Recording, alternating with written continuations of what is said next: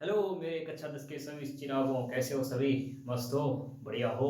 बिंदास हो? जय हिंद सभी को। चलिए बात करते हैं तैयारी की। कैसी चल रही है तैयारी? ठीक है, कैसी चल रही है? ठीक, बढ़िया, बिंदास। बिंदास बोलो। अच्छा, तो ये लास्ट के 10 या 15 दिन बचे हुए हैं मुश्किल से। ठीक है, आज 10 तारीख हो गई है और 10-22 से तुम्हारे स्टार्ट होने हैं। तो 10-10-20 और 2-22, 12 दिन बचे हुए हैं। ठीक है, मैं ऐसे क्यों गिन रहा हूँ? तुम्हारी वजह से गिन रहा हूँ। 10 और 2 गिनते हो ना ऐसे, 10, 2 दिन बचे हैं, 1 दिन बचा है। दिन मत गिना करो, ये गलती कभी ना किया करो। तुम हमेशा गिना करो क्या? मिनट, कि इतने मिनट काउंट कर लिया करो, इतने मिनट काउंट कर। मिनट ज़्यादा कैलकुलेशन हो जाती है तो घंटे काउंट कर लो कि हमारे पास इतने घंटे हैं। अब तुम्हारे पास रहेगा, तुम्हें इतना लगता रहेगा कि अब हमारा 1 घंटा जा रहा है, 1 घंटा जा रहा है। दिन कहोगे तो अभी तो बहुत दिन पड़ा हुआ है, बाद में पढ़ लेंगे।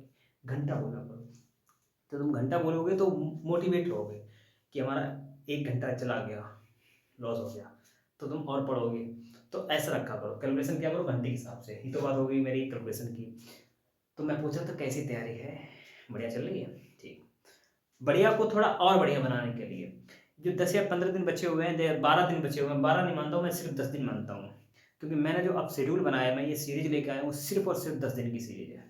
ठीक है, 10 दिन में तुम्हारे कम से कम 50% नंबर ग्रो करेंगे, ये गारंटी है हमारी। ऐसा मैं क्यों बोल रहा हूँ? क्योंकि ये जो सीरीज है वो सिर्फ ऑब्जेक्टिव क्वेश्चन की है, और क्लास 10th में हर सब्जेक्ट में ऑब्जेक्टिव क्वेश्चन 20 आते हैं, मालूम होना चाहिए। 20 आते हैं, और 20 ऑब्जेक्टिव क्वेश्चन अगर तुम्हारे 20 के 20 ही सही हो जाएंगे, पूरे सही हो जाएंगे, तो बाकी नंबर जो तुम ला रहे हो अपने, वो तुम्हारे एक्स्ट्रा हो गए। 20 तो तुम्हारे सेफ हैं, तो ये 20 नंबर तुम्हारे 50% का काम करेंगे रिजल्ट में। ये समझ पा रहे होगे मेरी कि मैं कहना क्या चाह रहा हूँ? तो मैं ये सीरीज लाया हूँ, 20 नंबर की है। 20 नंबर की सीरीज है, लेकिन एक दिन में जो एक सब्जेक्ट तुम्हारा रहने वाला, उसमें कम से कम 100 क्वेश्चन तैयार होंगे। एक क्लास में 100 क्वेश्चन तैयार होंगे, इसलिए इस क्लास को बहुत ही, ऐसा समझ लो कि इस क्लास को बहुत ही तुम्हें अच्छे से तैयार करना है। इस क्लास में बहुत ही ध्यान से देखना है सब कुछ कि किस तरीके से क्वेश्चन पूछे जा रहे हैं। और ऑप्शन हम एक बताएंगे कैसे, मैं बता रहा हूँ कैसे पढ़ाने वाला हूँ। क्वेश्चन तो होगा, उसके जो आंसर आंसर होते हैं या फिर ऑप्शन होते हैं, ऑप्शन के आंसर भी बताएंगे। तो क्वेश्चन एक तैयार हो गया, क्वेश्चन के ऑप्शन तुम्हारे चार, चार और एक 5 क्वेश्चन तुम्हारे एक साथ में तैयार होंगे। 5 नहीं, मैं 4 ही मान लेता हूँ, 4 क्वेश्चन एक के साथ तैयार होंगे। तो 20 मैं कराने वाला हूँ, तो 80 या 80 प्लस समथिंग जाएंगे। तो मैं मान लेता हूँ ज़्यादा से ज़्यादा 100 क्वेश्चन तो तुम्हारे हो ही जाएंगे एक क्लास में। ठीक है, क्योंकि मैं थोड़ा एक्स्ट्रा भी बताऊंगा, तो 100 क्वेश्चन मैंने एवरेज का लिया है कि मैं 100 क्वेश्चन तुम्हें बताऊंगा। ठीक है, तो एक सब्जेक्ट तुम्हारे 100 क्वेश्चन एक दिन में तैयार हो रहे हैं। तो 10 दिन की मेरी सीरीज है, तो 10 दिन में जितना जो इम्पोर्टेंट सब्जेक्ट होंगे उनको रिपीट भी कर देंगे, थोड़े और नए क्वेश्चन लेके आएंगे। ठीक है, तो अब मेरी बात ध्यान से सुनना। नए क्वेश्चन मैं नहीं लाऊंगा, क्यों? क्योंकि अब कुछ नया पढ़ने का टाइम नहीं है। जो पढ़ा है उसका रिवीजन करना बहुत जरूरी है। अच्छा, तो बात कर लेते हैं रिवीजन की, कैसे करेंगे रिवीजन? अब तुम ऐसे कॉपी खोल के बैठोगे, चैप्टर 1, चैप्टर 2, चैप्टर 3 ऐसे हो जाओगे, तो वो तो तुम पढ़ते रहोगे, तुम्हारे माइंड में सब कुछ होगा। तो मैं बात कर रहा हूँ ऑब्जेक्टिव क्वेश्चन की। हम ऑब्जेक्टिव क्वेश्चन तैयार करने वाले हैं, आपको एक भी ऑब्जेक्टिव क्वेश्चन देखने की जरूरत है नहीं। अगर तुम याद कर चुके हो तो बहुत अच्छी बात है, तुम्हारा रिवीजन होगा। अगर नहीं किया है तो मैं जितने अब करवाऊँ बस उतने तैयार करना हर सब्जेक्ट के। ठीक है, ये बात समझ में? अच्छा, तो मेरा कहने का मतलब क्या है कि तुम्हारी तैयारी कैसी है ये आप यहाँ से देख सकते हो। मैं अपनी क्लास के बारे में बताता हूँ कि मैं 20 में 20 मुझे नंबर चाहिए। इसी सीरीज में, 10 दिन की सीरीज में हर दिन तुम्हारे 20 में 20 नंबर आने चाहिए। चाहे क्लास को देखते टाइम करो, चाहे क्लास को देखने के बाद रिवीजन के टाइम करो, रिवीजन में तुम्हें 20 में 20 आना चाहिए। तो 20 क्वेश्चन हमारे होंगे, और 20 क्वेश्चन के साथ में तुम्हारे 100 आंसर तैयार होंगे, समझना। 20 क्वेश्चन और अलग से जो क्वेश्चन होंगे, तो 80 क्वेश्चन 80 आंसर, ऐसे मैंने कैलकुलेशन आपको बताई थी। लगभग में 100 क्वेश्चन आंसर आपके तैयार होने वाले हैं एक क्लास में। ठीक है, तो तैयार हो, बढ़िया हो, शुरू करें? तो चलिए शुरू करते हैं। आ जाते हैं पहले क्वेश्चन पे। क्वेश्चन पे आने से पहले मेरा एक काम जरूर कर लेना। काम क्या है? कॉपी उठाओ, पेन लो, और लिखना स्टार्ट करना हमारे साथ साथ में, क्योंकि ये जो क्वेश्चन उठाए गए बहुत ही इंपॉर्टेंट क्वेश्चन है। ठीक है, ऐसे तो यूट्यूब पे बहुत से वीडियो पड़े हैं, top 100 question, top 25 question, top 10 question, लेकिन मैं उन पर नहीं जाऊंगा। वो भी पढ़िए, मैं मना नहीं कर रहा हूँ, जहाँ चले गए वो पढ़िए, ठीक है, लेकिन जहाँ अच्छी चीज़ मिले वो पढ़िए। जो इस टाइम क्या है, इस टाइम तुम हर जगह से देखोगे तो माइंड अपसेट हो जाएगा कि कहाँ से पढ़ें, कौन सही है, ठीक है। तो इसलिए वहाँ से पढ़ो जहाँ से तुम्हारे एग्जाम में आने के जो चांस हैं उस क्वेश्चन के 100% हों, वहाँ से पढ़िए, ठीक। तो मैंने जो क्वेश्चन बनाए हुए हैं, मैं अपने क्वेश्चन की बता दूँ, मैं तारीफ नहीं कर रहा हूँ, मैंने जो अपने क्वेश्चन बनाए हुए बहुत ही मेहनत से बने हुए क्वेश्चन हैं, और ये क्वेश्चन के आने के चांस 100% ऐसे मान लो तुम, ठीक है। चलो पहला क्वेश्चन, सबसे पहला क्वेश्चन है, लिखना हमारे साथ साथ स्टार्ट करना है। आवारा मसीहा के लेखक कौन है? आवारा मसीहा के लेखक कौन है? क्वेश्चन हमारा क्या है? आवारा मसीहा, आवारा मसीहा के लेखक कौन है? ऑप्शन लिखे आचार्य रामचंद्र शुक्ल, सदा सुखलाल, विष्णु प्रभाकर और हजारी प्रसाद द्विवेदी। तो आवारा मसीहा जैसे ही नाम आता है तो तुरंत आपको आंसर मिल जाना चाहिए क्या? आवारा मसीहा के लेखक कौन है? विष्णु प्रभाकर। लिख लो, आवारा मसीहा के लेखक कौन है? विष्णु प्रभाकर। आवारा मसीहा के लेखक है कौन? विष्णु प्रभाकर। ठीक है, आगे बढ़ जाते हैं। आगे जब हम बढ़ते हैं तो अब पहले ऑप्शन की बात करते हैं, पहले ऑप्शन की बात कर लेते हैं। क्वेश्चन हमारा क्या था? आवारा मसीहा के लेखक, ठीक है, और आंसर मिल गया विष्णु प्रभाकर। तो आवारा मसीहा के आगे लिख लो विष्णु प्रभाकर। अब आते हैं आचार्य रामचंद्र शुक्ल की कौन सी रचना है? आचार्य रामचंद्र शुक्ल की, तो आचार्य रामचंद्र शुक्ल की रचना जो है वो चिंतामणि है। कौन सी है? चिंतामणि। ये प्रसिद्ध रचनाएं हैं, रचनाएं जिनकी बहुत है, लेकिन जो एग्जाम में पूछी जाती हैं उस हिसाब से मैंने लिखा हुआ। तो आचार्य रामचंद्र शुक्ल की जो रचना है वो कौन सी है? चिंतामणि।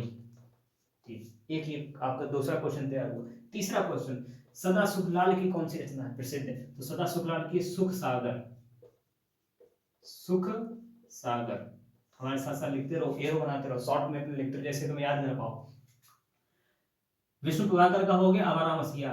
आवारा मसीहा के बारे में एक और लिख लीजिए, इसका जो प्रकाशन हुआ था, मतलब ये कब आई थी? ये आई थी 1974 ईस्वी में, 1974 में आवारा मसीहा लेखक कब पब्लिश हुई थी? 1974 में। चलिए आगे बढ़ जाते हैं।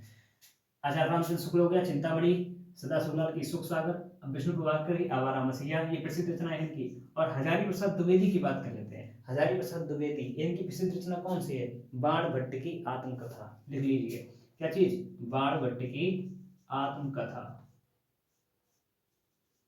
बाण भट्ट की आत्मकथा लिख लिया होगा, लिख लिया। तो इसके साथ साथ आपके क्वेश्चन तैयार हुए कितने? 5। पहला ये, दूसरा इसका सन किसका? आवारा मसीहा का, और चिंतामणि किसकी रचना है? आचार्य रामचंद्र शुक्ल की। सुख सागर किसकी रचना है? सदा सुखलाल की। इसमें आप देख सकते हो, सुख से पहचान सकते हो, सुख जहां आ गया सुख सागर, ऐसे पहचान सकते हो। सदा सुखलाल की सुख सागर, आचार्य प्रसाद द्विवेदी की बाण भट्ट की आत्मकथा प्रसिद्ध रचना है। पहला क्वेश्चन आपका खत्म हुआ, ठीक। आगे बढ़ जाते हैं। दूसरा, हिंदी का प्रथम उपन्यास कौन सा है? हिंदी का प्रथम उपन्यास, तो हिंदी का प्रथम उपन्यास कौन सा है इसमें? तो इसका आंसर क्या हो जाएगा? परीक्षा गुरु। तो हमारे साथ साथ लिख लो, परीक्षा गुरु, सामने क्या चीज? हिंदी का प्रथम उपन्यास। ये है किसका? नाम लिखना चाहो नाम लिख लो, क्या नाम है? नाम भी लिखाएंगे, बिल्कुल लिखाएंगे। परीक्षा गुरु किसका है? लाला, आगे नाम याद आओगे, अगर याद किया होगा क्या? लाला श्री निवास दास। भाई जो सब आगे श्री लगाते हैं, लाला श्री निवास दास, ठीक है। इनका नाम होगा श्रीनिवास दास, लाला को इनकी उपाधि मिली होगी इनको, ठीक है। तो परीक्षा गुरु किसकी रचना है? लाला श्रीनिवास दास की। ये परीक्षा गुरु है क्या? हिंदी का प्रथम उपन्यास है। तो हिंदी का प्रथम उपन्यास कौन सा है? परीक्षा गुरु। किसकी रचना है ये? लाला श्रीनिवास दास। किस सन आया था? सन लिख लो, 1822, 1882, ठीक है। 1822, 1822, 1822, 1822, सॉरी पहले से ही बोला था, 1882 में आया था, 1882 में आया था। क्या? परीक्षा गुरु, लाला श्रीनिवास दास, ठीक है। लाला श्रीनिवास दास का उपन्यास कौन सा है? परीक्षा गुरु। ये है क्या? हिंदी का अपना उपन्यास भी है। इसकी ये कब आया था, कब पब्लिश किया था? 1882, 1882। चलो ठीक, आगे हो जाते हैं। सेवा सदन की बात कर लेते हैं। तो सेवा सदन किसका है? ये उपन्यास ये लिखे हुए हैं। सेवा सदन किसका है? मुंशी, आगे नाम याद आया होगा, मुंशी प्रेमचंद। मुंशी प्रेमचंद, तो मुंशी प्रेमचंद का उपन्यास कौन सा हो गया? सेवा सदन। आगे लिख जाते हैं। आगे कंकाल, ये बहुत इम्पोर्टेंट रचना है ये, समझ लो मोस्ट इम्पोर्टेंट, इसको लिख लो, MIMP लिख लो ऐसे, मोस्ट इम्पोर्टेंट है ये। कंकाल मालूम होना चाहिए, ठीक है, इतना नहीं मालूम है तो मतलब हिंदी में कुछ नहीं आता तुम्हें। कंकाल किसकी है? जयशंकर प्रसाद की,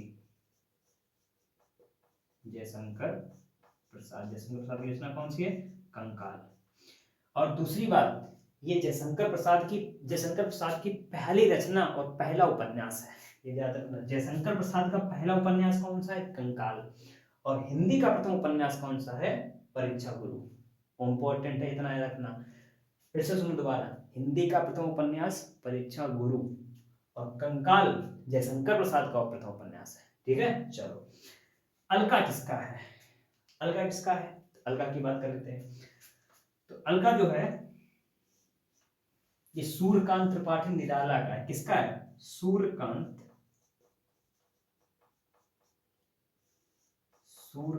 त्रिपाठी और निराला।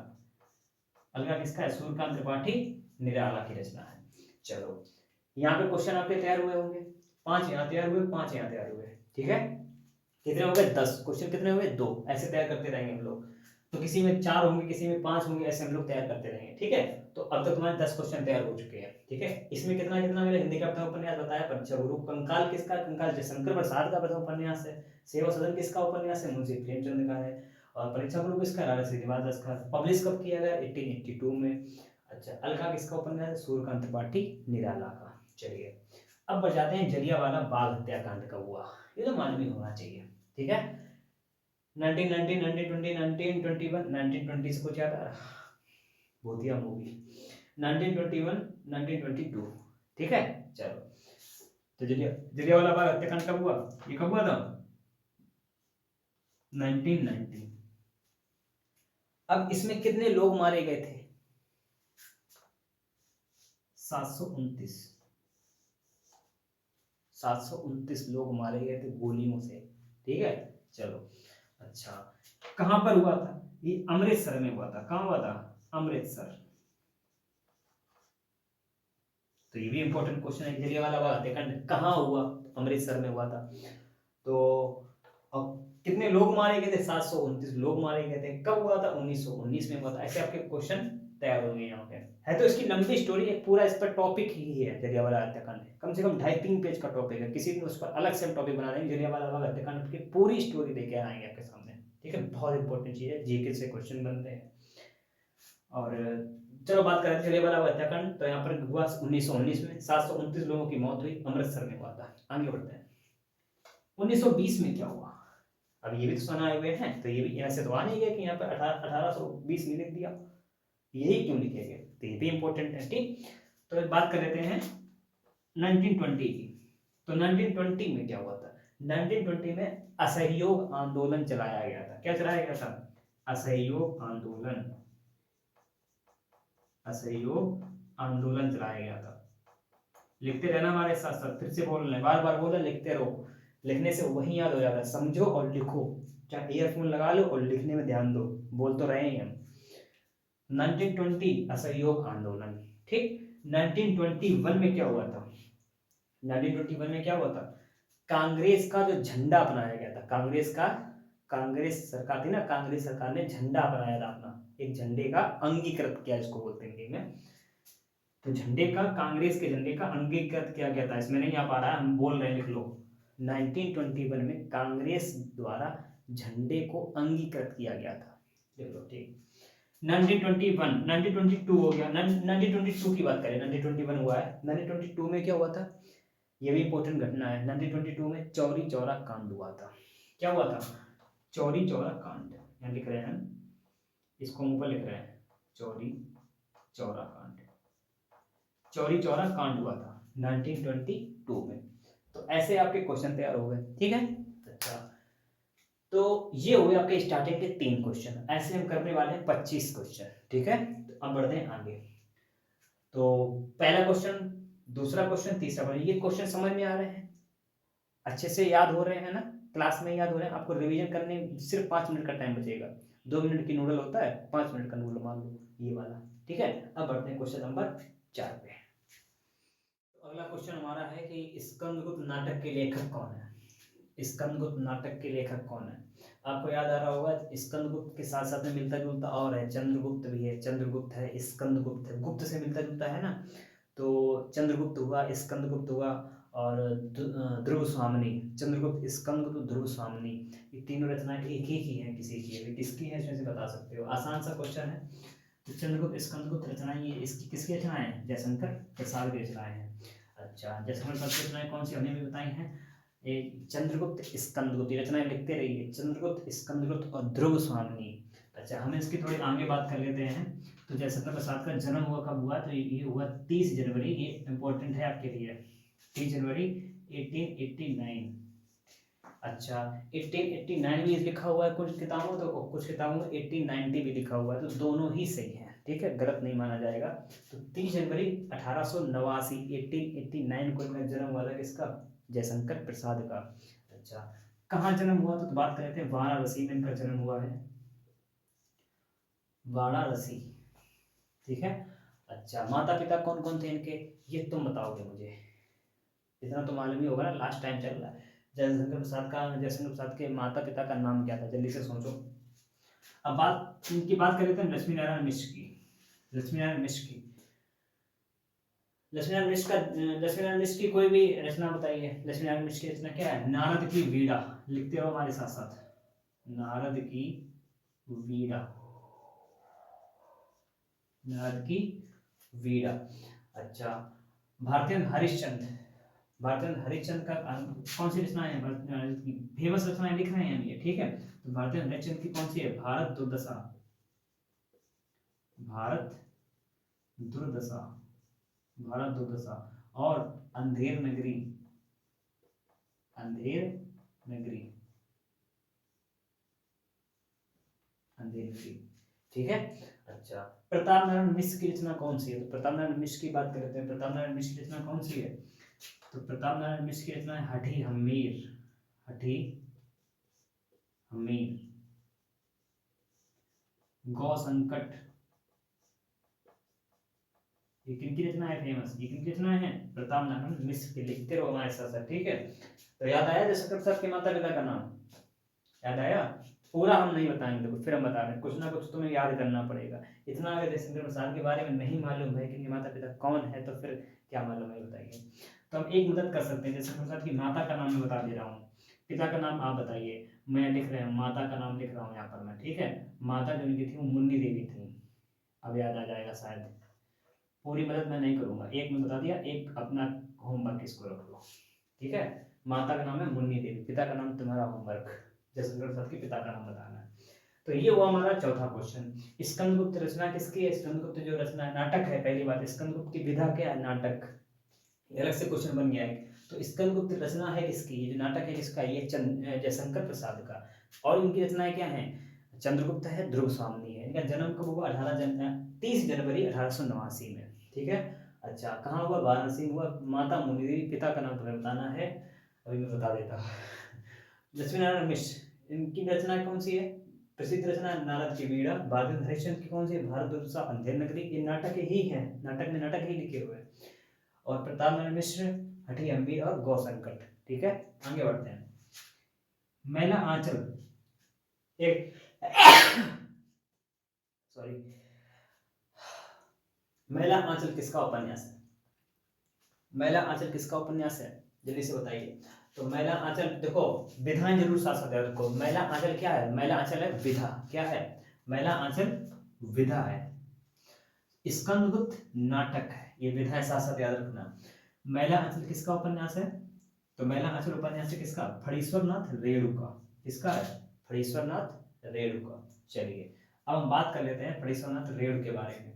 तो फणीश्वरनाथ रेणु जो है, इनका कोई जीवन परिचय नहीं पूछा जाता है, तो उस पर हम नहीं जाएंगे। तो फणीश्वरनाथ रेणु का जो प्रसिद्ध उपन्यास है वो कौन सा है, मैला आंचल।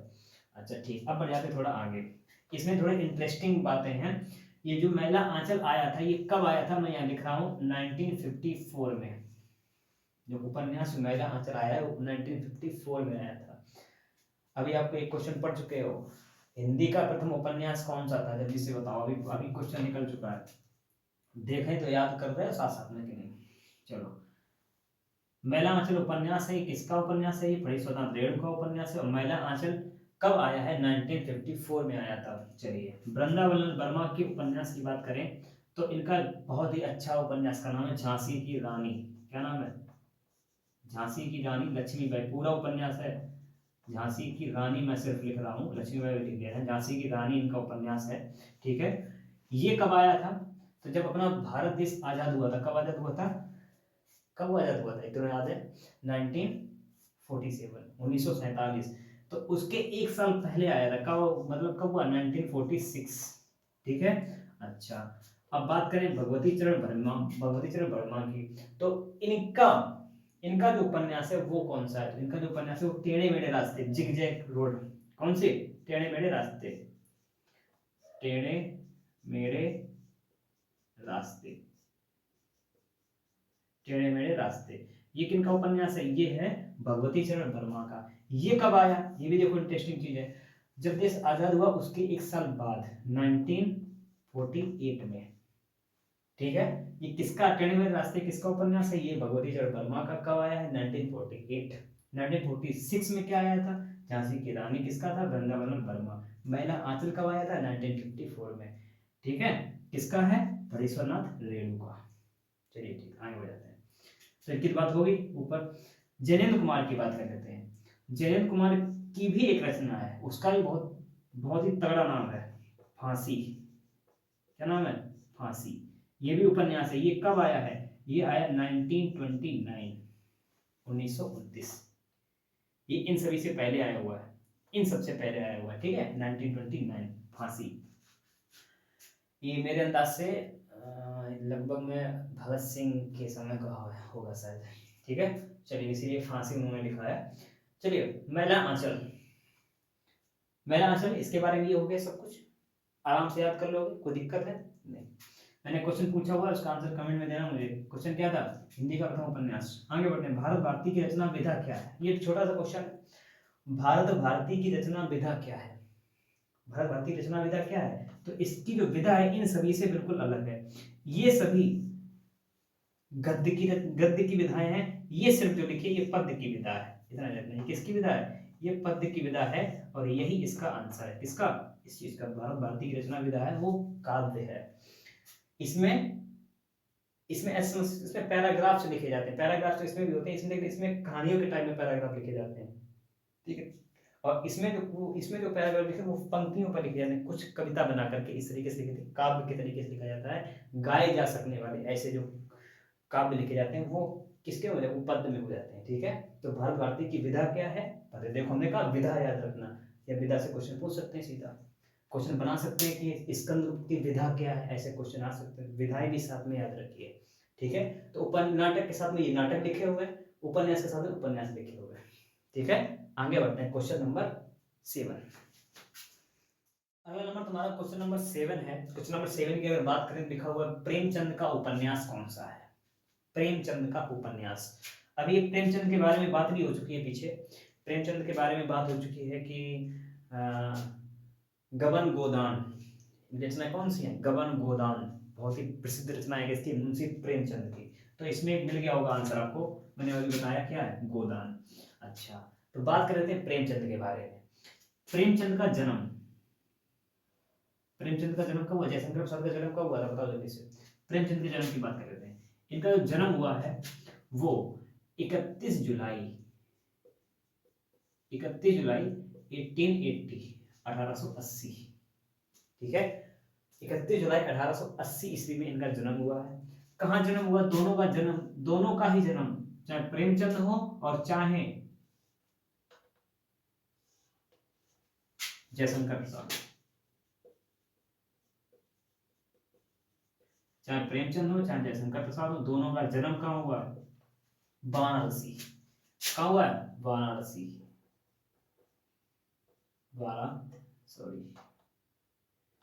वाराणसी में इनका जन्म हुआ।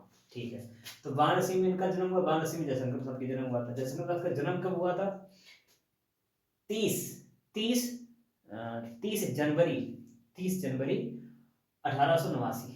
30 जनवरी 1889 को इनका भी वाराणसी में जन्म हुआ था। इनके माता का नाम क्या था? मुन्नी देवी। पिता का नाम पूछा हुआ है तुमसे, ठीक है। चलिए इनके माता पिता की बात कर लेते हैं। तो इनकी अगर माँ की बात की जाए, किनके? मुंशी प्रेमचंद की माँ की बात की जाए, तो उनकी माँ की नाम था आनंदी आनंदी देवी। इनकी माँ का नाम आनंदी देवी। और पिता थे इनके मुंशी अजायब राय। मुंशी अजायब राय, ठीक है। ये इनकी माता थे, ये पिता थे। चलिए ये बात हो गई इनकी। अच्छा, जन्म कहाँ हुआ था? वाराणसी में। चलिए बात करें कंकाल, तितली और इरावती, तीनों याद रखिए। कंकाल, तितली, इरावती, ये तीनों रचनाएं किसकी हैं? जयशंकर प्रसाद की। अच्छा, अब बात करते हैं चित्रलेखा। चित्रलेखा किसकी रचना है? ठीक है, तो चित्रलेखा की किसकी रचना हो सकती है? जल्दी से बताइए, चित्रलेखा किसकी रचना है? तब तक हम बढ़ते हैं बाणभट्ट की आत्मकथा। ये भी क्वेश्चन आ चुका है। बाणभट्ट की आत्मकथा, बाणभट्ट की आत्मकथा के लेखक कौन है? बाणभट्ट की आत्मकथा के लेखक कौन है? महावीर प्रसाद द्विवेदी, सरदार पूर्ण सिंह, वासुदेव सर अग्रवाल या हजारी प्रसाद द्विवेदी? सीधा आंसर मिल चुका क्या? हजारी प्रसाद द्विवेदी। अभी पढ़ के गए हैं पीछे। बाणभट्ट की आत्मकथा के लेखक हैं हजारी प्रसाद द्विवेदी, ठीक है। चलिए आगे बढ़ जाते हैं। महावीर प्रसाद द्विवेदी की कोई एक रचना, सरदार पूर्ण सिंह की कोई एक रचना, वासुदेव अग्रवाल की कोई एक रचना, इनकी एक रचनाएं लिखनी है, ठीक है। तो सबसे पहले नाम आता है महावीर प्रसाद द्विवेदी। तो महावीर प्रसाद द्विवेदी की कोई रचना बताइए, तब तक हम आगे लिख रहे हैं। सरदार पूर्ण सिंह की रचना, हंसो नहीं, हंस रहे हो। सरदार पूर्ण सिंह की रचना आचरण की सभ्यता,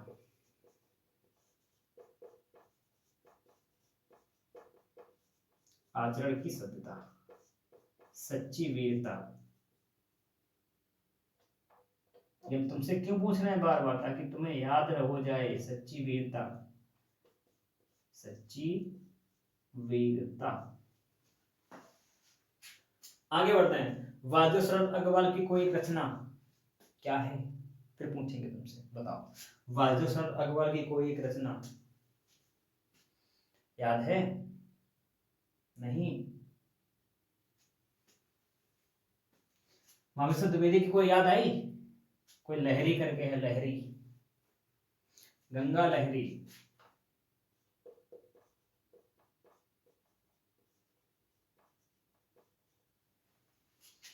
वासुदेव शरण अग्रवाल की कोई रचना याद है? ये तो नहीं पता है। आगे बढ़ जाते हैं। रानी केतकी की कहानी बहुत इंपॉर्टेंट है। सबसे पहली कहानी है, सबसे पहली कहानी, हिंदी की प्रथम कहानी रानी केतकी की कहानी किसने लिखी? इंसा अल्लाह खान है। इंसा अल्लाह खान है। सदल मिश्र की रचना कौन सी है? नासिकेतोपाख्यान, बहुत लंबा नाम है। नासी लिख पाएंगे या नहीं लिख पाएंगे? नासिकेतोपाख्यान लिख दो गया। नासिकेतोपाख्यान ये किसकी रचना है? सदल मिश्र की। लल्लू लाल की कौन सी रचना है? ये देखो, सदा सुखलाल, सुख सागर, सुख सागर। अब तुम्हारा होमवर्क मालूम क्या है?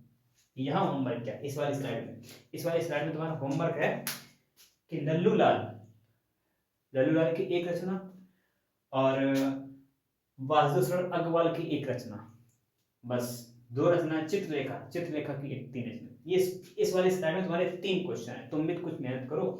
चित्रलेखा की एक रचना का नाम यहाँ लिखना है तुम्हें खुद से। तुमने भी जगह छोड़ी थी। चित्रलेखा की एक रचना का नाम तुम्हें लिखना है, चाहे कॉपी से ढूंढ के लिखो, चाहे जैसे ढूंढ के लिखो। चित्रलेखा जो रचना है किसने लिखी है उसका नाम लिखना है। और वासुदेव शरण अग्रवाल की कोई एक रचना का नाम लिखना है, और लल्लू लाल की कोई रचना का नाम लिखना है। 3, लल्लू लाल की रचना, वासुदेव शरण अग्रवाल की रचना, 2 के तो रचनाएं का नाम लिखना है, और चित्रलेखा रचना किसकी है वह रचनाकार का नाम लिखना है, ठीक है। ये तुम्हारा होमवर्क है। हम बढ़ते हैं नंबर 10 पे। चलिए आते हैं नंबर 10 पे। नंबर 10 हमारा क्या है? द्विवेदी युग का नामकरण किसके नाम पर हुआ? तो द्विवेदी युग का नामकरण किसके नाम पे हुआ है? महावीर द्विवेदी नाम। देखो द्विवेदी नाम के 2 है यहाँ पे, ठीक है। उन्हीं के नाम पे किसी में से एक का हुआ होगा, कंफ्यूज नहीं होना है। महावीर द्विवेदी के नाम पर हुआ या हजारी प्रसाद द्विवेदी के नाम पर, ये दोनों वैसे ही कट गए, ठीक है, ऐसे ही कट जाएंगे। तो उसमें से कोई भी द्विवेदी आ जाए, कोई भी द्विवेदी आ जाए, चाहे जहाँ का द्विवेदी आ जाए, सबको काटना है। किसको सही करना है? महावीर प्रसाद द्विवेदी, उसमें ऑप्शन जो हो उसको सही करना है, ठीक। तो द्विवेदी युग का नामकरण किसके नाम पर हुआ? महावीर प्रसाद द्विवेदी। आगे बढ़ते हैं, बाकी इसमें कुछ है नहीं। आगे बढ़ते हैं। 84 वैष्णवन की वार्ता के लेखक कौन है? 84 वैष्णवन की वार्ता ठीक है। 84 वर्षों की वार्ता की जो लेखक है वो कौन है? वो है गोकुलनाथ। कौन है? गोकुलनाथ। गोकुलनाथ की रचना कौन सी है? 84 वर्षों की वार्ता। अब बढ़ते हैं इसमें क्वेश्चन आंसर के थोड़े ऑप्शन की। जयंत कुमार, तो जयंत कुमार की रचना कौन सी है? तो जयंत कुमार की रचना अभी हम लोग पढ़ चुके हैं, कौन सी? फांसी। तो एक तो वो लिख लो, फांसी अभी हम लोगों ने पढ़ी। अब दूसरी की बात कर लेते हैं। इसकी है वन नाइट, एक रात। इंग्लिश में ना लिखना, हिंदी में लिखो, एक रात। एक रात इनकी रचना किसकी? जयंत कुमार की। दूसरी रचना फांसी, ठीक है। और नाभादास की रचना अभी बता चुके हैं, कौन सी? अष्टयाम। कौन सी? अष्टयाम।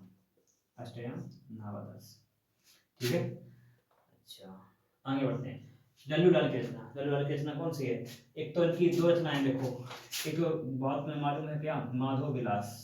माधव विलास, ये तो सभी को मालूम है, माधव विलास। दूसरी रचना है मित्र भेद। मित्र भेद, ठीक है, मित्र भेद। चलिए ठीक है, आगे बढ़ते हैं। क्वेश्चन नंबर 12 हमारा क्या है? तितली।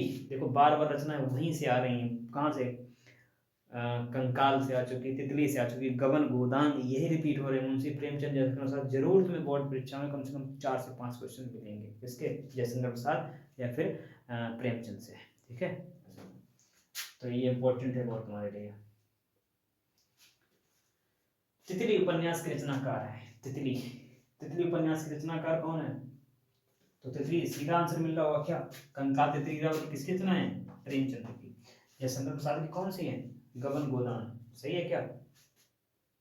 हमने सही लगाया क्या? ये तो बताना है, ठीक है। अज्ञे की बात कर लेते हैं। अज्ञे, अज्ञे की रचना कौन सी है? अज्ञे का पूरा नाम भी तुम्हें बताना है। क्या बताना है? अज्ञे का पूरा नाम। इनकी रचना लिख रहे हैं, शेखर एक जीवनी। शेखर एक जीवनी। चलिए अब बढ़ जाते हैं आगे। श्याम सुंदर दास, श्याम सुंदर दास की रचना बतानी है।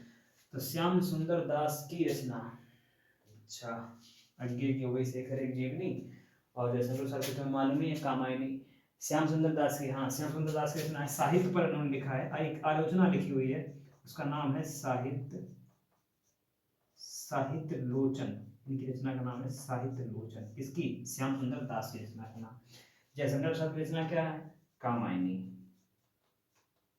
कामायनी, ठीक है।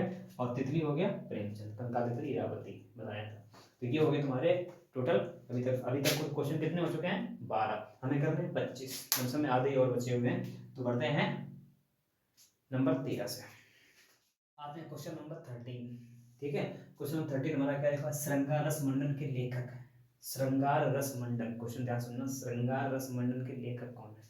तो श्रृंगार रस मंडन के लेखक कौन है इसमें? भरत हरिश्चंद्र, माधवी वर्मा, गोसाई विठलनाथ, राधाचरण गोस्वामी। तो श्रृंगार रस मंडन के लेखक हैं गोसाई विठलनाथ। कौन है? गोसाई विठलनाथ, याद रखना। श्रृंगार रस मंडन किसकी रचना है? गोसाई विठलनाथ की रचना है। चलिए अब बात कर लेते हैं बाकी की।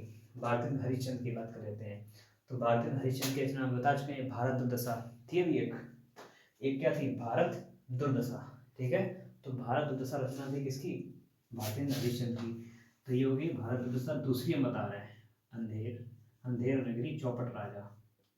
क्या बात है, अंधेर नगरी चौपट राजा। और एक अभी लिख चुके हो क्या? भारत दुर्दशा, भारत दुर्दशा, ठीक है। इनकी दो रचनाएं हो गई भारतेंद्र हरिश्चंद्र की, इंपॉर्टेंट है, ठीक। माधवी वर्मा, मतलब जितने पढ़ा रहे हैं सब इंपॉर्टेंट ही है, लिखते चलो साथ में, फिर बोल रहे हैं। माधवी वर्मा, ये देखो पहली बार आई है अभी तक क्वेश्चन में। तो इनकी बहुत ही प्रसिद्ध रचना है कि यामा, ठीक है। दूसरी दीप गीत, दीप गीत, दीप गीत। तीसरी गीत पर्व, गीत पर्व। 3 रचनाएं हैं इनकी, बहुत ही इंपॉर्टेंट है, ठीक है। चलिए गोसाई विठलनाथ की तो हो गई, श्रृंगार रस मंडन। राधाचरण गोस्वामी, इनकी भी बहुत अच्छी रचना है, बाल विधवा, बाल विधवा, बाल विधवा। और एक सर्वनाश, सर्वनाश, बाल विधवा, दूसरी हो गया सर्वनाश, ठीक है। 2 रचनाएं की हो गई। अच्छा आगे बढ़ जाते हैं। डॉक्टर हजारी प्रसाद द्विवेदी की रचना है, डॉक्टर हजारी प्रसाद द्विवेदी की रचना। देखो हजारी प्रसाद फिर आ गए, ठीक है, अभी तक हजारी प्रसाद की कितनी रचना है तुम्हें याद कितनी है वो तुम बताइए। ठीक है, ना याद हो तो याद करो साथ में। अभी इतनी हो चुकी है। डॉक्टर हजारी प्रसाद द्विवेदी की इसमें कौन सी रचना है? चिंतामणि, पंच परमेश्वर, कुटच और चंद्रकांता। अब हजारी प्रसाद की एक और नई रचना इसमें आ रही है, कौन सी? कुटच। ये कुटच किसकी रचना हो जाएगी? डॉक्टर हजारी प्रसाद द्विवेदी की रचना है कुटच। ठीक है, अब बढ़ते हैं आगे। चिंतामणि किसकी रचना है? मैंने बताया था किसकी है। चिंतामणि किसकी है? कामायनी किसकी है? जयशंकर प्रसाद। चिंता, इसमें कंफ्यूज ना होना, कामायनी जयशंकर प्रसाद, चिंतामणि आचार्य रामचंद्र शुक्ल। याद रखो, रामचंद्र शुक्ल। ठीक है, चिंतामणि किसकी है? रामचंद्र शुक्ल। पंच परमेश्वर की बात कर लेते हैं। पंच परमेश्वर ये किसकी है? ये है प्रेमचंद की। ये किसकी है? प्रेमचंद।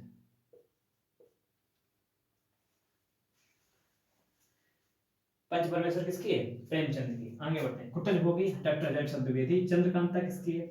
चंद्रकांता है, नया नाम है इनका, देवकी नंदन खत्री।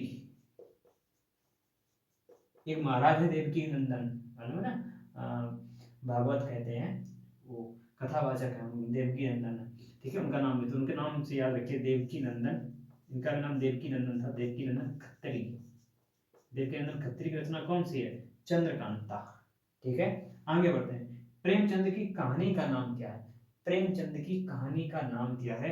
तो प्रेमचंद की इसमें कहानी कौन सी है? तो एक ही है, कौन सी इसमें? कफन। ठीक है, अब बढ़ते हैं बाकी के पास में। तो देखो, ये देखो इंपॉर्टेंट चीज है, प्रेमचंद की जो कहानी है कफन, ये इनका न्यू एडिशन है। कौन सा है? नया। कब आया था? यह था 3 जनवरी। 3 जनवरी, आज से 20 साल पहले। 24 चल रहा, 20 कम कर दो, 4। तो 3 जनवरी 2004 को ये नया एडिशन इनका हुआ है। इसका कफन। कफन कब आई है? 3 जनवरी 2004। ठीक है, न्यू एडिशन। गुंडा की बात करते हैं। गुंडा की बात नहीं करनी है, गुंडा रचना की बात करनी है। तो गुंडा किसने लिखी है? जयशंकर प्रसाद ने।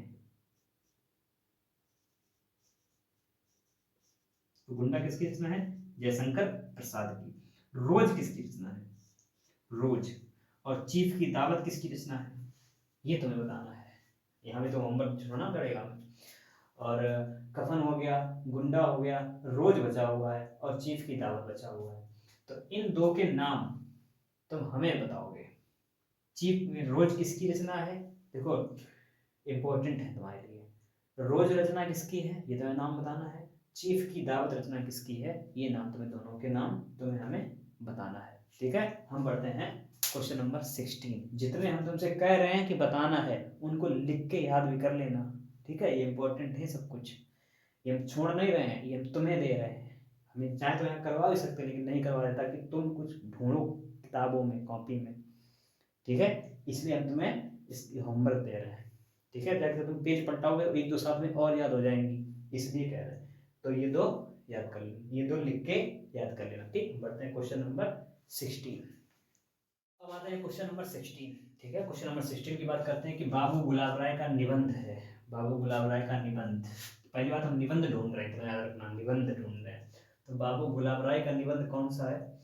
तो बाबू गुलाब राय बहुत ही फेमस है, ये क्या? ठलुआ क्लब। ठलुआ क्लब। ठीक है, बाबू गुलाब राय का निबंध है ठलुआ क्लब। अब हम बात करते हैं एक एक की। तो सबसे पहले लिखा निंदा रस, ये किसका निबंध है? तो ये हरिशंकर परसाई। किसका है? हरिशंकर परसाई। हरिशंकर परसाई किसका है? निंदा रस किसका है? हरिशंकर परसाई। गेहूं बनाम गुलाब। गेहूं बनाम गुलाब या गेहूं और गुलाब, दोनों एक ही बात है। ये किसका है? किसका है ये? रामव्रज बेनीपुरी। रामव्रज बेनीपुरी। ठीक है, रामव्रज बेनीपुरी। आगे बढ़ जाते हैं। अशोक के फूल, बहुत ही अच्छी रचना है ये, हजारी प्रसाद द्विवेदी। हजारी प्रसाद द्विवेदी किसकी रचना है ये? हजारी प्रसाद द्विवेदी की रचना है। कौन सी? अशोक के फूल। ठीक, अब बढ़ते हैं आगे।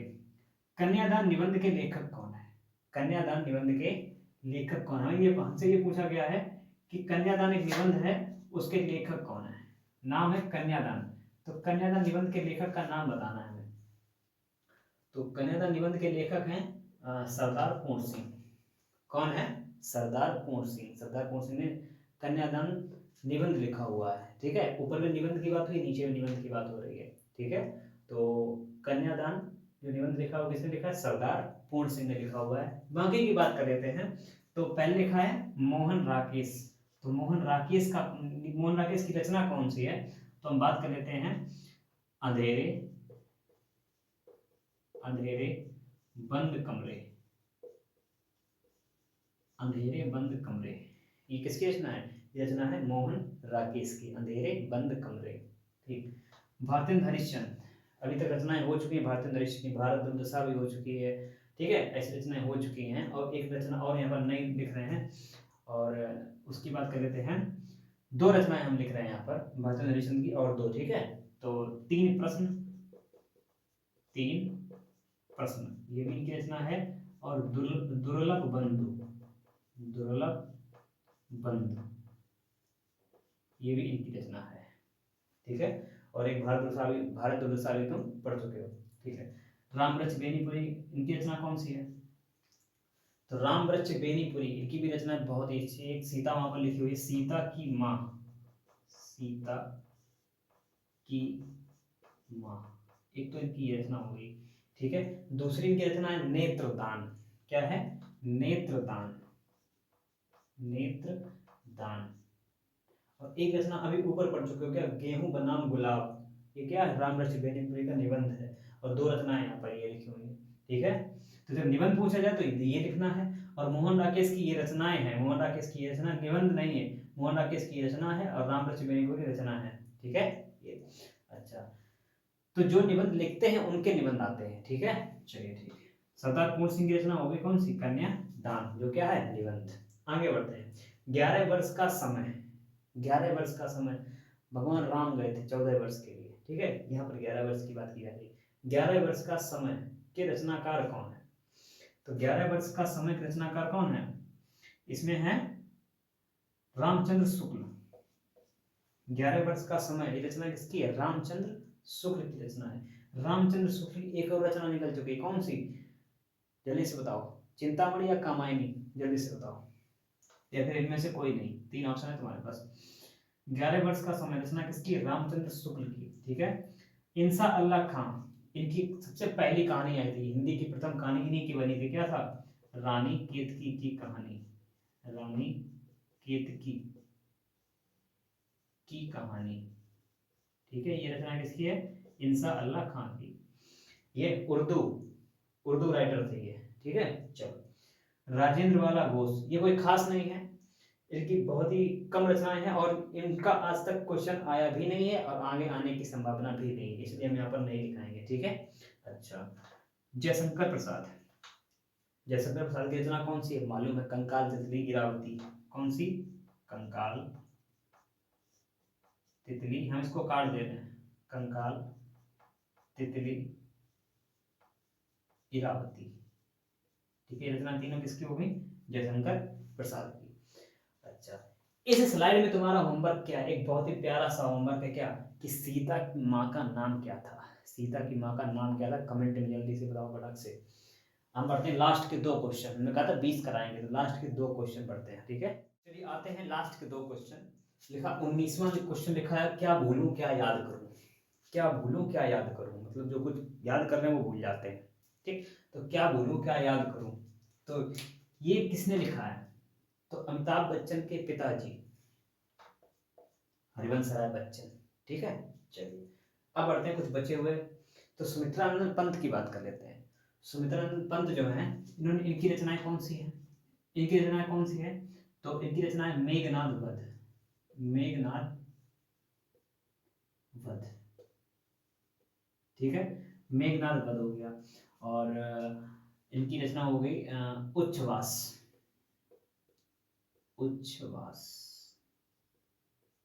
ठीक है, तो ये तो हो गई इनकी रचना, किसकी? सुमित्रानंद पंत की। आगे बढ़ जाते हैं। डॉक्टर राजेंद्र प्रसाद, तो डॉक्टर राजेंद्र प्रसाद की रचना कौन सी है? तो एक तो इनकी है मेरी आत्मकथा।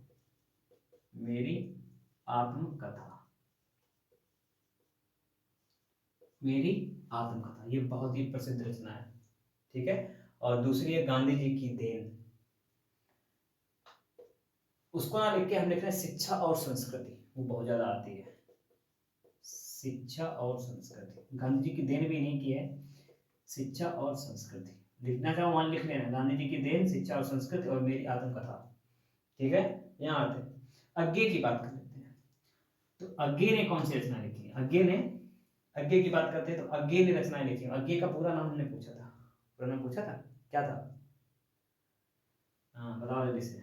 अज्ञे, अज्ञे क्या, कितनी नावों में कितनी बार, कितनी नावों में कितनी बार,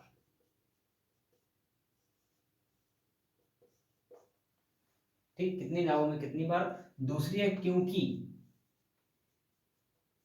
क्योंकि मैं उसे जानता हूं, मैं उसे जानता हूं, लिखते रहना साथ साथ में, क्योंकि मैं उसे जानता हूं, कितनी नावों में कितनी बार, और क्योंकि मैं उसे जानता हूं, ठीक है। रचना किसकी है? अज्ञे की। तो अज्ञे का पूरा नाम क्या होता? बड़ा नाम है सच्चिदानंद हीरानंद वात्स्यायन अज्ञे, अज्ञे इनको उपाधि दी गई थी, ठीक है। चलिए, गेहूं और गुलाब की बात की थी, गेहूं और गुलाब एक बार आ चुका है, क्या था? रामवृक्ष बेनीपुरी, ठीक है, ये तो इनकी रचना होगी। बढ़ते हैं ऊपर, डॉक्टर श्याम सुंदर दास की बात करते हैं। तो डॉक्टर श्याम सुंदर दास ने लिखा है, हाँ, हिंदी भाषा, हिंदी भाषा और साहित्य, और साहित्य, हिंदी भाषा और साहित्य। दूसरी रचना इनकी और है, वो भी अच्छी रचना है, भाषा विज्ञान, भाषा विज्ञान, ठीक है। आगे बढ़ जाते हैं, राहुल सांकृत्यायन, ये घुमक्कड़ यात्री थे, ये घुमक्कड़ यात्रा करते मतलब घूमने वाले ये कवि थे। ये घूम घूम के जानकारी लेकर के उसको नोट करते रहते थे। तो इन्होंने इनका अलग एक शास्त्र बन गया था, घुमक्कड़ शास्त्र। तो ये इनकी रचना भी है, घुमक्कड़ शास्त्र, घुमक्कड़ शास्त्र, अच्छा। और एक इनकी और अच्छी रचना है, वोल्गा से गंगा, वोल्गा से गंगा, वोल्गा से गंगा। आगे बढ़ जाते हैं, रामवृक्ष बेनीपुरी की बात करते हैं। रामवृक्ष बेनीपुरी की बात हो चुकी है, गेहूं और गुलाब, गेहूं बनाम गुलाब, ठीक। वृंदावन लाल वर्मा, अभी बात इनकी भी हो चुकी है, तो इनकी बात कर लेते हैं, लगन, एक तो ये रचना हो गई, ठीक है, एक लगन। दूसरी है कभी ना कभी, कभी ना कभी, ठीक है। तो ये दो रचनाएं हैं वृंदावन लाल वर्मा। एक रचना और हम लोग पीछे लिख चुके हैं, उसका नाम तुम्हें बताना है, ठीक है। तो ये रचनाएं हो गई इसकी, कवि और उनकी रचनाएं। ये हमारे क्वेश्चन हो गए कितने? 20 क्वेश्चन। और लगभग 20 क्वेश्चन में हम लोगों ने कम से कम अगर हम एवरेज भी निकालेंगे तो 100 क्वेश्चन तो तैयार कर ही लिए होंगे। अगर लिख रहे हो तो काउंट करके देख लेना, होमवर्क को भी जोड़ना, ठीक है। 100 क्वेश्चन हम लोग तैयार कर चुके हैं। इस अभी लगभग में 1 घंटे से ऊपर टाइम हो रहा है, तो भले ही टाइम हो रहा है कोई फर्क नहीं पड़ता, लेकिन हमने 1 घंटे या 1 घंटे से 1.5 घंटा मान लेते हैं, ठीक है। तो 1.5 घंटे में हमने मान लिया कि हमने 100 क्वेश्चन तैयार कर लिए हैं, और समय भी नहीं लगा, ठीक है। सिर्फ तुम्हें रिवाइज करने का रहेगा, एक बार रिवाइज कर लोगे फिर पेपर देने जाना, फिर हमें बताना आके कितने क्वेश्चन सही हुए, ठीक है। अच्छा, ये मेरा बात है कि आपके 20 के 20 भी क्वेश्चन सही हो जाएंगे अगर हम एक क्लास और लेके आएंगे, ठीक है। इन्हीं क्वेश्चन से जो भी 20 क्वेश्चन है ना, इनसे कम से कम तुम्हारा 80% तैयार हो चुका है। 20 नंबर की बात करना है, 20 नंबर में 80% तुम्हारा हो चुका है, 20% बचा, तो एक क्लास और लेके आएंगे हम, तो उसमें भले ही 50 क्वेश्चन हो या 100 क्वेश्चन हो, लेकिन वो होंगे बहुत इंपॉर्टेंट, जैसे ये इंपॉर्टेंट है उतने इंपॉर्टेंट वो भी होंगे, ठीक है। तो कैसी लगी क्लास, और कितने आपने क्वेश्चन किए आप हमें जरूर बताइए कि 20 में कितने सही थे आपके। और उम्मीद करता हूँ आप बहुत अच्छी तैयारी कर रहे होंगे, और लगातार करते रहिए। रिवीजन का टाइम है, रिवीजन करिए, कुछ भी नया मत पढ़ना किसी भी सब्जेक्ट में। मैं फिर कहता हूँ आपसे, किसी भी सब्जेक्ट में कुछ भी नया मत पढ़ना, जितना पढ़ चुके हो सब रिवीजन कर डालो, उसी से हो जाएगा, अच्छे नंबर आ जाएंगे। और मेरी विशेष आपके साथ में, good wishes for all of you, and बहुत सारी आपको शुभकामनाएं हमारी तरफ से। और आपको ऑल द बेस्ट एग्जाम के लिए। पढ़ते रहो, मेहनत करते रहो, रिवीजन करते रहो, ठीक है। हम आपके हमेशा साथ हैं। लास्ट एग्जाम तक हम आपके साथ रहेंगे, ठीक है, बोर्ड एग्जाम लास्ट तक हम आपके साथ रहेंगे और आपकी मदद करते रहेंगे लगातार। बस आप साथ बना रखिए। मिलते हैं अगली क्लास में फिर से एक धमाकेदार सीरीज के साथ में, अगला सब्जेक्ट के साथ में। ये जो हमारा सब्जेक्ट हिंदी था, हो सकता है अगला सब्जेक्ट साइंस हो जाए, इंग्लिश हो जाए, वो भी 20 क्वेश्चन होंगे, उनमें भी 100 क्वेश्चन तैयार करेंगे, ठीक है। तब तक के लिए खुश रहो, मुस्कुराते रहो, चेहरे पर स्माइल रखो। जय हिंद।